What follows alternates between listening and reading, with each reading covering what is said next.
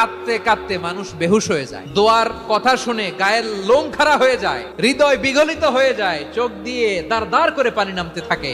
27 রাতে মক্কায় শায়েখ আব্দুর রহমানের সুদাইসের দোয়ায় কুনুত যদি শোনেন, অনুগত হয়ে আল্লাহর কাছে চাওয়াকে বলে কুনুত। আল্লাহ বলেন আল কানিতিনা ওয়াল কানিতাতি, অনুগত বান্দাদেরকে আমি পছন্দ করি। আমার 3 নাম্বার পছন্দনীয় বান্দা হলো অনুগত নারী ও পুরুষ। সুবহানাল্লাহ পড়েন।